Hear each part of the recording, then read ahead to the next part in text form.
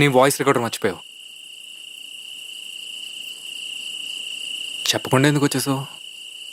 నీకు చెప్పి రావాలా? అవసరం లేదు, బట్ ఏదో ప్లాన్ చేశాం కదా అని ఆకలేస్తుంది.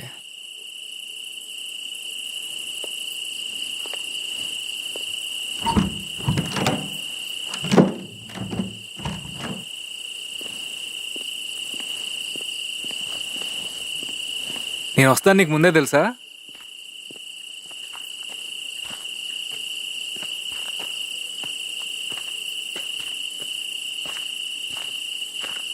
అయినా నేను నీకోసం రాలేదు, నీ రికార్డర్ ఇచ్చి వెళ్దామని వచ్చాను.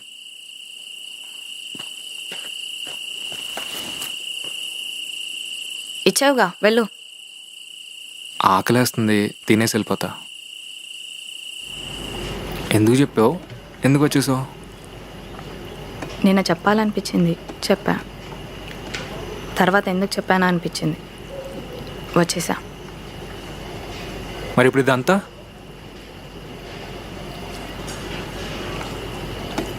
కొంచెం నవ్వచ్చుగా.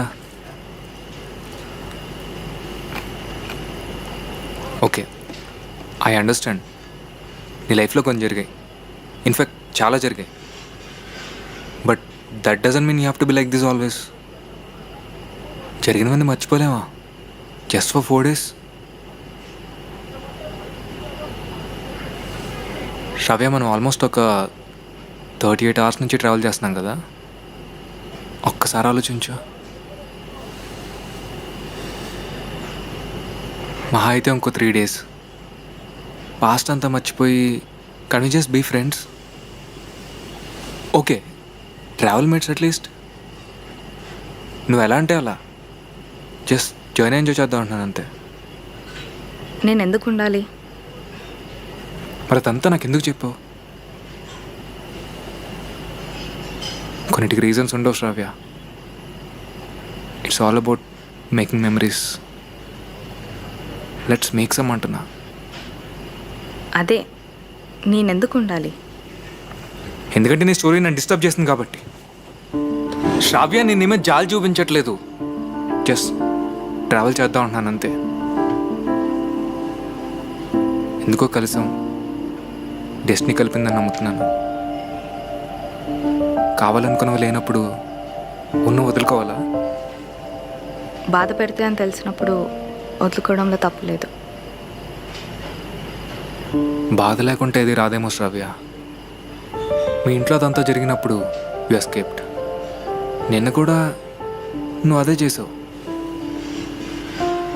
Let me be really honest with you. ట్రైన్లో ట్రావెల్ చేసేటప్పుడు పక్క సీట్లో ఎవరిని అమ్మాయి పడుతుందేమో అని సీరియస్గా ఎదురు చూసే చాలామంది కుర్రోల్లో నేను ఒకడిని. బట్ అలా ఎప్పుడు జరగలే. I really like your company Shravya. Can we just give it a chance?